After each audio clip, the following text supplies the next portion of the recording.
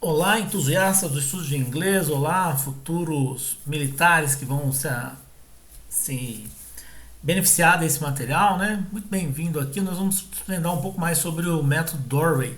Método Doorway, que na aula passada nós falamos um pouco sobre que qualidade de material é esse e por que faz tanto sucesso entre as pessoas que são aprovadas, tá? É, nós já fizemos um bate-bola, né? Fizemos uma conversa, um bate-papo há uns 2 anos atrás com o César Anunciato, que é um conhecido é, youtuber aí, influencer dos preparatórios para áreas militares. Eu fui professor dele, de inglês inclusive, tá? E é de lá que ele conhece essa técnica, é de lá que ele se apoderou desse material para aprender vocabulário, tudo bem? Se tiver, depois eu marco para vocês assistirem a live que nós fizemos juntos. Bem, nós vamos dar continuidade aqui e conhecer um pouco sobre a técnica de aquisição de vocabulário. Então, sem mais delongas, vamos para lá. Então, o texto 1, né, do material Doorway é esse daqui, da Universidade Estadual do Ceará.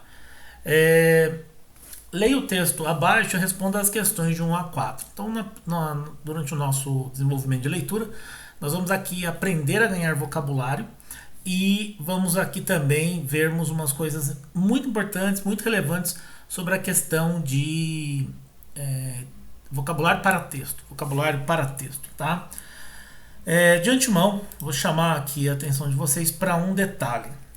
Tá? As palavras em inglês, tá? As palavras em inglês, elas não têm um significado a priori, tá? Tudo depende do contexto. Então, a primeira regrinha que você vai ter que ter aí, ó, é essa daqui. Tá? Tudo depende do contexto. Como assim, professor? Já explico já para vocês.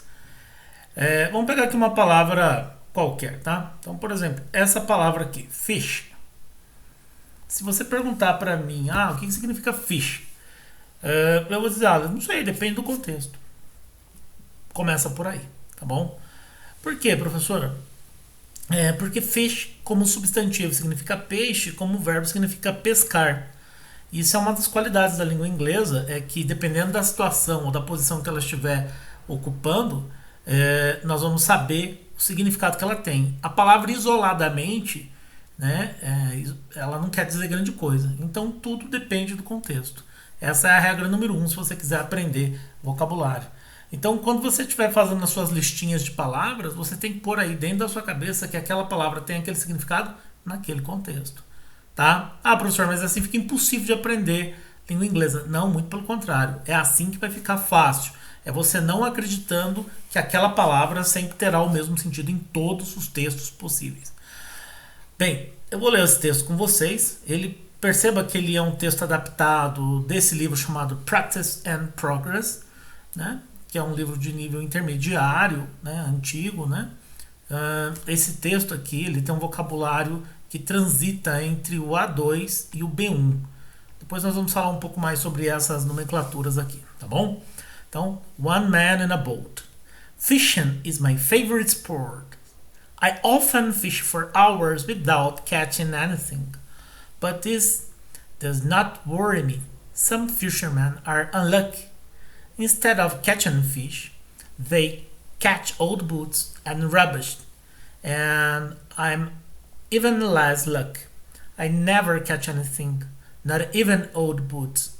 After having spent whole mornings on the river, I always go home with an empty bag. You must give up fishing, my friends, I say. Opa. You must give up fishing, my friends say. It's a waste of time. But they don't realize one important thing.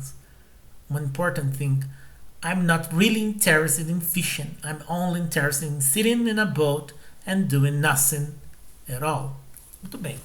Então, uma coisa que eu gostaria de chamar a atenção de vocês é sobre pronúncia, tá? Não se preocupe com pronúncia. Por quê? Porque você não vai ter chamada oral no dia do seu concurso, né, seu palhaço?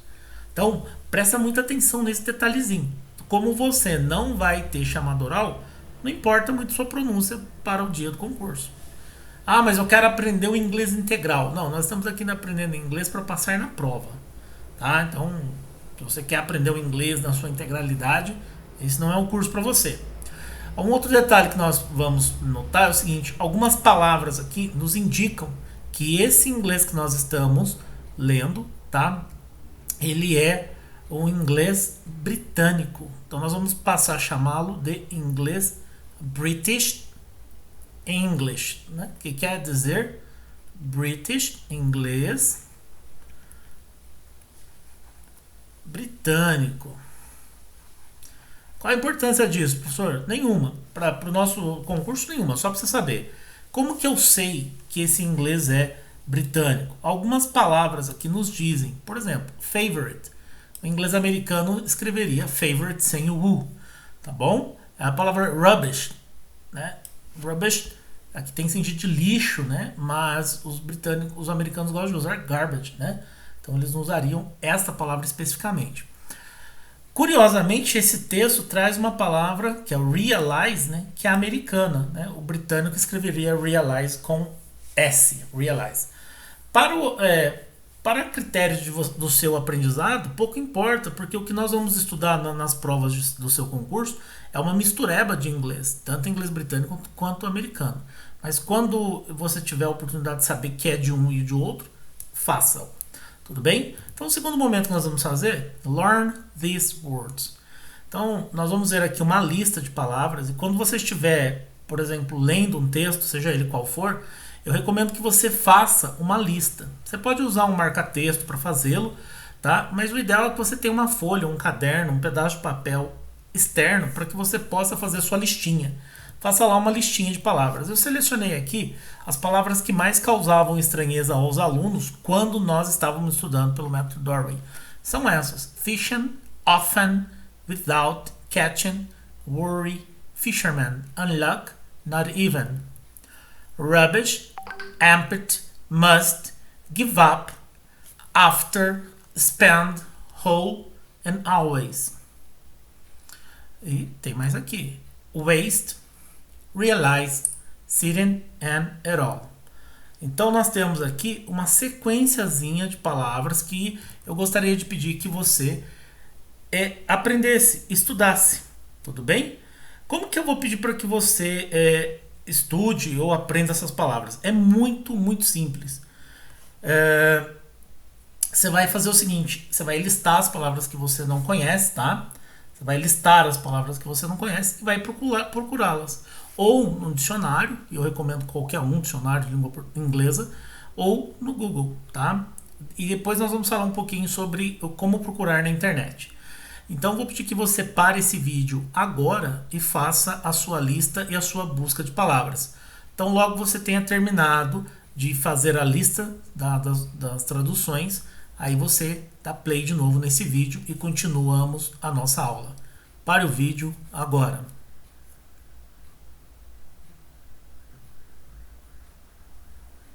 Muito bem, ciente de que você fez o combinado, parou o vídeo e foi procurar as palavras, agora nós vamos ver os significados mais comuns dela, tá? Então aqui nós temos fishing, pescar, é o ato de pescar, ou simplesmente a pescaria. Eu sei que muitos de vocês, quando vão estudar inglês lá na escola, lá com a teacher, né? Vocês aprendem que I'm fishing é estou pescando, né? O ing aqui é o gerúndio do português, né?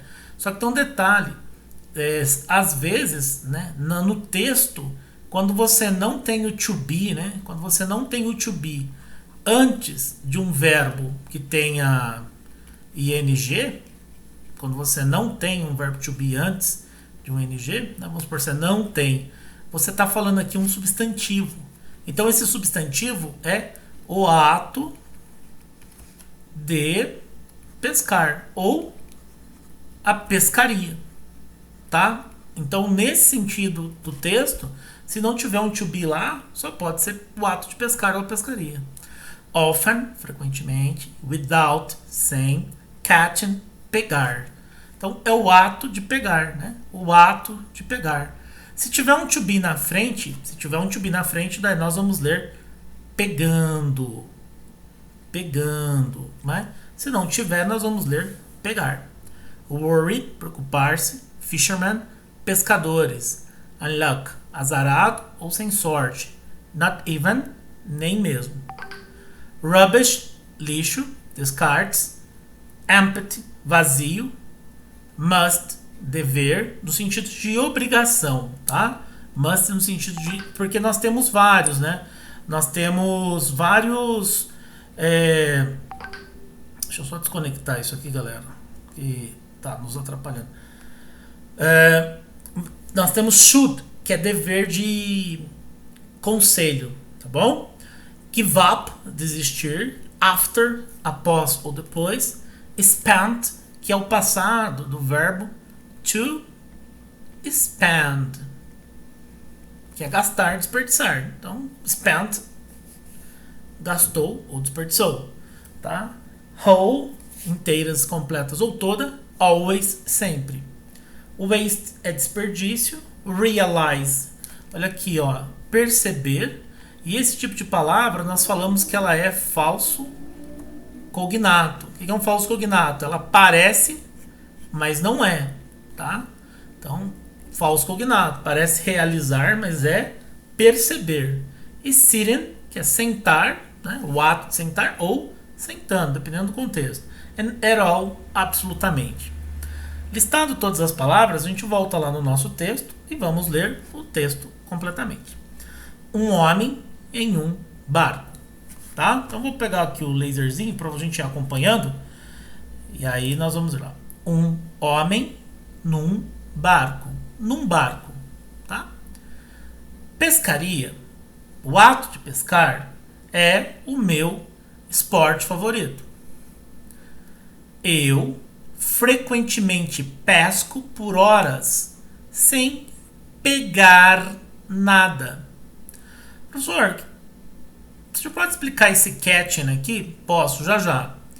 Mas isto não me preocupa. Novamente. Mas isto não me preocupa. Alguns pescadores são azarados. Alguns pescadores são azarados. Ao invés de pegar peixes, eles pegam botas velhas e lixo. Eu ainda tenho menos sorte. Eu nunca peguei nada. Eu nunca pego nada. Nem mesmo botas velhas. Nem ao menos botas velhas. Após ter passado manhãs inteiras no rio,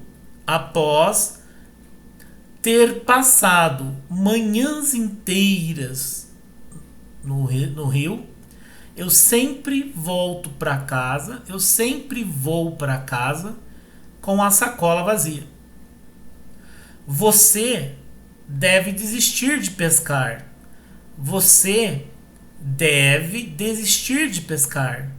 Dizem meus amigos. É um desperdício de tempo. Mas eles não percebem uma coisa importante. Eu não estou realmente interessado em pescar. Eu só estou interessado em sentar-se num barco e fazer nada absolutamente.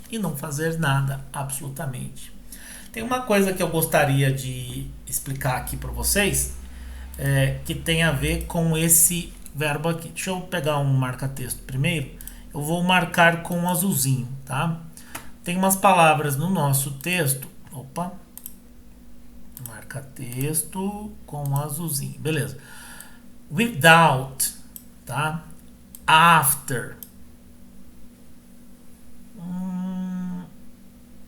Eu vou pôr esse aqui também, mas eu vou fazer uma consideração.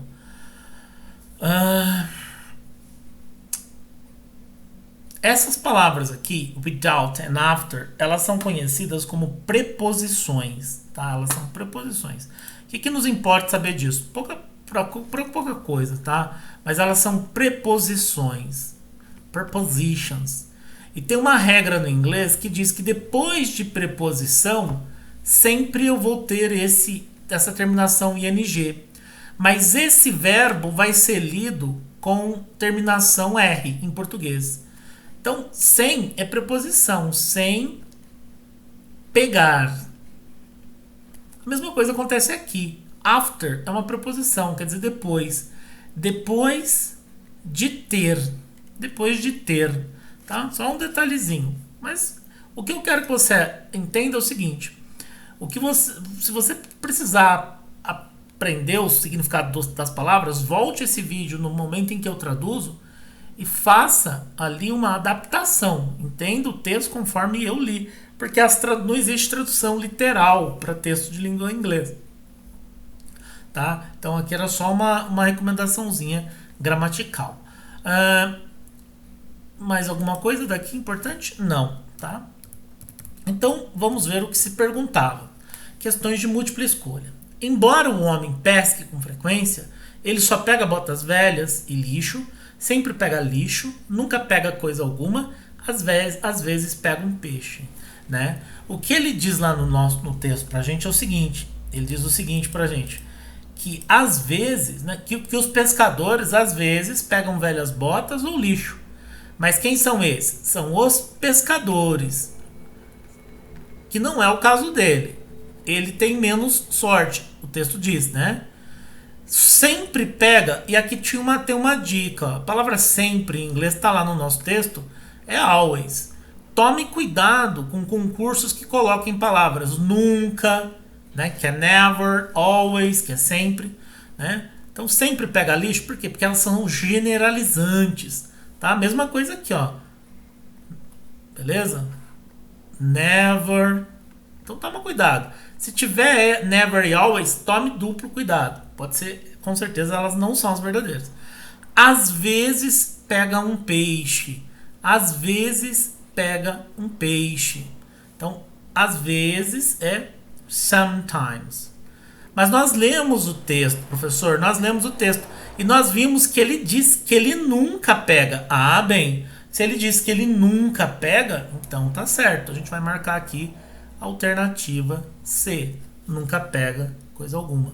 Beleza? Mas por que eu tô chamando a atenção dessas palavras para vocês? Simples. Elas costumeiramente são pegadinhas para nos enganar. Sempre, nunca. No caso do texto específico que nós estamos lendo agora, nunca seria a alternativa correta. Beleza? Próximo texto. Desculpa, próxima questão. Depois de passar manhãs inteiras no rio, ele vai para casa com a sacola quase cheia, com botas velhas que pegou, com o lixo que pegou ou com a sacola vazia. Então vamos lá, né? Vamos pegar aqui. Com a sacola quase cheia, seria ali uma... a gente sabe que a sacola dele sempre está vazia. Então a resposta correta é a D.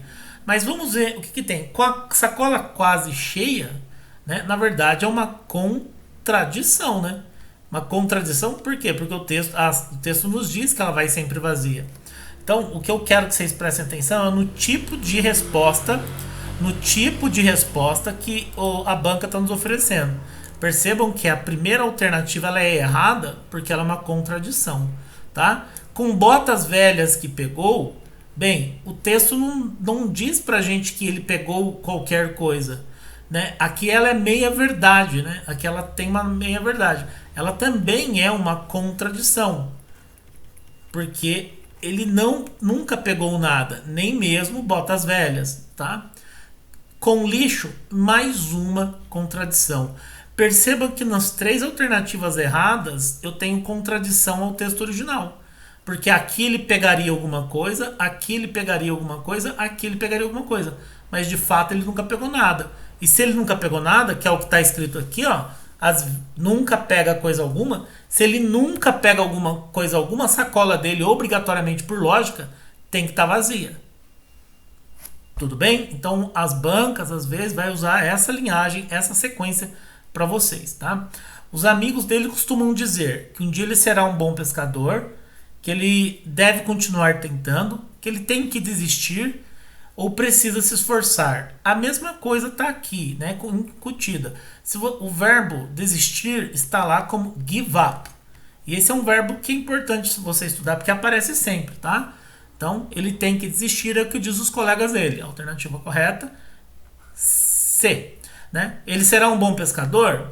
Não, contraditória. Ele deve continuar? Não, contraditória. Ele precisa se esforçar? Contraditória. Ele tem que desistir. Tá bom? Próximo texto. De fato, o homem só está interessado em fugir do barulho da cidade, passar o dia no barco para ler, poder fumar em paz ou passar o dia no barco sem fazer nada. Veja que curioso, né? Ele fala que quer passar o dia todo lá fazendo nada absolutamente. E o fazer nada absolutamente tá at all. At all. Nada absolutamente. É uma expressão inglesa, tá? Que é bom você memorizar. Então a alternativa correta é D. Ele quer fugir do barulho da cidade? Ele pode até estar pescando por causa disso. Mas não é isso que o texto diz. Diz sobre leitura? Pô, leitura é to read ou reading. E nenhum desses verbos está lá no nosso texto. Né? Então, se esse verbo não está lá, não pode ser essa a verdade. Para poder fumar em paz, fumar é to smoke, né? Ou smoken, né? O ato de fumar, o ato de ler, leitura e fumar, né? Então, a alternativa correta é D. Espero que vocês tenham gostado da aula de hoje, né? Desse primeiro texto. Vejo vocês na próxima aula. Até mais.